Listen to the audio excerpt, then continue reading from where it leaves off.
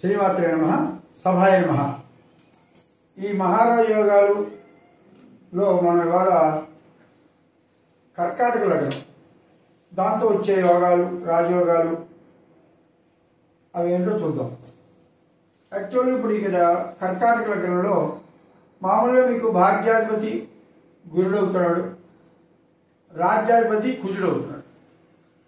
ఈ భాగ్యరాజ్యాధిపతుల యొక్క కాంబినేషను లో ఇక్కడ ఏమవుతుందంటే గురుడికి షష్టాధిపత్యం వస్తుంది, కుజుడికి మాత్రం పంచమ రాజ్యాధిపతి అవుతున్నాడు.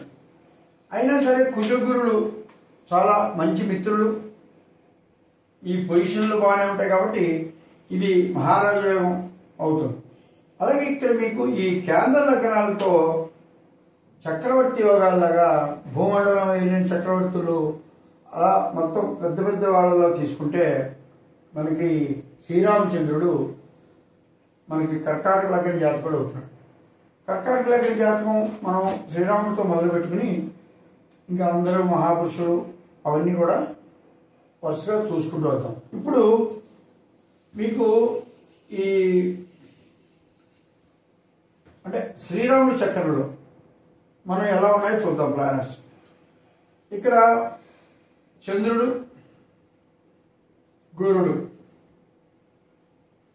ఇక్కడ శని, ఇక్కడ రాహు, ఇక్కడ కుజుడు, ఇక్కడ రవి, ఇక్కడ శుక్రుడు, ఇక్కడ బుధుడు, ఇక్కడ కేతు. 3 4 5 6 7 8 9. ఇది మీ అస్ట్రాలజీ నేర్చుకున్నప్పుడు ఫస్ట్ లెసన్స్లోనే మీకు ఉచ్చగ్రహాలని చెప్పాం. ఉచ్చగ్రహం గురుడుచ్చ, కుజుడుచ్చ, శనుచ్చ, రవుచ్చ, శుక్రుడుచ్చ, ఇలాగా మొత్తం 5 గ్రహాలు ఉచ్చగ్రహాలుగా ఉండగా చంద్రుడు పునర్వసు 4వ పాదం అంటే చంద్రుడు స్వక్షేత్రం. ఇక్కడ చూడండి యోగాల్లో లగ్నంలో గురుచంద్రుడు మొన్నే మాట్లాడుకున్నాం మహాపురుష యోగం. పైగా ఇది గురుడుచ్చ, లగ్నంలో గురుడుచ్చతో చంద్రుడు స్వక్షేత్రం అంటే గజకేశ్వర యోగంలో కూడా ఇక్కడే వస్తుంది. అలాగే కుజుడుచ్చ అంటే 4 కేంద్రాల్లో చూసారా 4 గ్రహాలు వచ్చాయి. శుక్రుడు మామూలుగా వచ్చారు. అంటే ఇది చూడండి ప్లానెట్స్ అందరూ ఉచ్చ పొజిషన్లు. ఇలా మనకి భూమండలంలో అంటే మనకి తెలిసినగా మళ్ళీ ఇలాంటి కాంబినేషన్ వచ్చినప్పుడు ఆది శంకరాచార్యుడు మాత్రం చంద్రుడు మెయిన్లో ఉంటాడు. ఈ గ్రహాలన్నీ ఇవే ఉచ్చ పొజిషన్లో ఉన్నాయి. ఇదే లగ్నం కర్కాటక లగ్నం.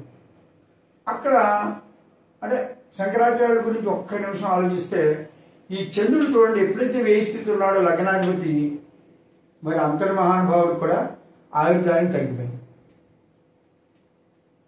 మహానుభావులే ఇక్కడ అంటే నేను చెప్పేది ఏంటంటే ఎస్ట్రాలజికల్గా ఆలోచిస్తే మనకి ఎస్ట్రాలజికల్గా శాస్త్రం ఏం చెప్పారో ప్లానెట్స్ ఎలా వర్క్ చేస్తున్నారో అవన్నీ కూడా మనకి ఆ చక్రాల ద్వారా మనకి కనబడిపోతుంది. అందుకనే మనకి ఈ గ్రహాలు యాక్చువల్గా అవి ఎలా యాక్ట్ చేస్తున్నాయో పర్ఫెక్ట్గా యాక్ట్ చేస్తున్నాయి.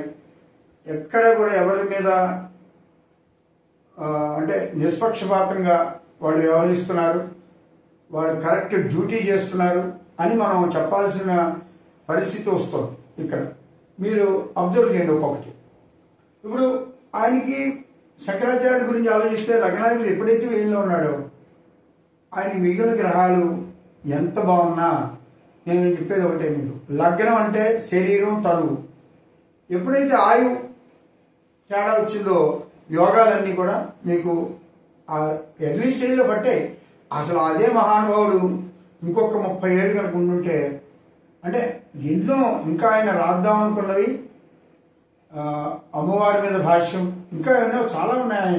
అలాంటి వాళ్ళు ఒక్క ఏడాది ఉంటే ఎన్నో మనకి విశిష్టమైన పురాణాల యొక్క అవశిష్టం అన్నీ వస్తాయి. అంటే శంకరాచార్యుడి గురించే ఎందుకు చెప్తున్నానంటే శంకరాచార్యుడు కనుక ఇవాళ మనకి ఉండి ఉండకపోతే అంటే ఆయన రాసినవి మనకి అవైలబుల్గా లేకపోతే మనకి వాటికి పూజా విధానం కానీ అసలు ఎలా పూజ చేయాలి, ఏ దేవుణ్ణి ఎలా పూజ చేయాలి, ఇవన్నీ కూడా మనకి ఏవి కూడా స్తోత్రాలు కానీ ఏవి కూడా మనకు తెలియదు.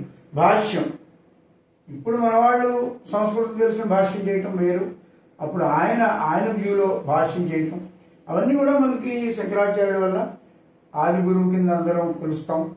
అంటే ఒక్కొక్క ప్లానెట్స్ నేను ఎందుకు చెప్తున్నానంటే ఇవే ప్లానెట్స్ ఇవే 12 రాశులు కానీ కాంబినేషన్ అలైన్మెంట్ లగ్నం యొక్క స్థితి వల్ల మొత్తం మనకి చరిత్ర మొత్తం ఎంత మారిపోతుందో చూడండి.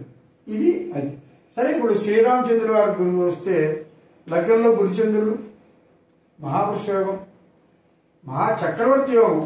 ఎందుకంటే 4 కేంద్రాల్లో 4 ఉచ్చగ్రహాలు, మహాచక్రవర్తి మనకు తెలిసిందే శ్రీరామచంద్రుడు అనేవారు మొత్తం అంతా. అయితే ఇక్కడ చూడండి, ఆయన గురించి ఎనాలిసిస్ మనం చేయగలిగినంత గొప్పవాళ్ళం కాదు. ఒక్క నిమిషం ఏంటంటే ఈ శని చూడండి, అష్టమాధిపతి, 8వ స్థానాధిపతి శని ఉచ్చ గురుడు, 6వ స్థానాధిపతి ఉచ్చే. నెక్స్ట్ అంటే చూడండి, శత్రులో 2వ స్థానాధిపతి ఉచ్చ, కానీ లగ్నంలో ఉన్నాడు కదా, కంట్రోల్లో ఉంటాడు, అంటే ఏమీ చేయలేడు. కానీ ఆ ట్రబుల్ మేకింగ్ సిస్టమ్, ఆ ట్రబుల్స్ అనేవి ఆయనకి లగ్నం అంటే ఏంటి కూడా తిరుగుతున్నాయి. శని చూడండి, శని చూడండి అష్టమాధిపతి. అష్టమాధిపతి అంటే అన్ని రకాల యాడ్వర్స్ సిస్టమ్స్, ఏదో ఒకటి ట్రబుల్ కూడా ఉండటం. పైగా శని అష్టమాధిపతి శని ఎక్కడున్నాడు? 1, 2, 3, 4. 4 అంటే వాహనం, విద్య, ఇల్లు, తల్లి, ఆ ప్లేసులు అంటే ఆయన వెళ్ళే ప్లేసులు, మూమెంట్స్ అన్ని. వాహనం అంటే 4వ ప్లేస్ అంటే అత్యంతమైన ఇంపార్టెంట్ ప్లేస్. అది ఎక్కడ వచ్చింది? శని వచ్చింది. అష్టమాధిపతి శని పిచ్చిలో ఉన్నాడు, పైగా ఆర్డినరీ కాదు. మరి చూడండి మీరు ఇంకొకటి అబ్జర్వ్ చేయండి. గురుడు, ఈ చంద్రుడు పుట్టింది పునర్వసు, గురు నక్షత్రం 4వ పాదం. అంటే గురు నక్షత్రం తొందరగా గురు మహర్దశ వెళుతుంది. గురు మహర్దశలో వస్తుంది కదా, ఇది గురు మహర్దశ వెళ్ళిపోతుంది పుట్టినప్పుడు. అలాగే తర్వాత ఏమొస్తుంది? గురు మహర్దశ తర్వాత ఆర్డర్లో శని మహర్దశ వస్తుంది. చూద్దాం ఇంకా అనాలిసిస్లో ఎలాంటివి ఉంటాయో మనం ఇవన్నీ కూడా, అంటే ఎన్ని రకాలుగా ఏ ప్లానెట్స్ ఎలా ఏం చేస్తున్నారో మనం చూసి తెలుసుకుందాం. సభాయ నమః.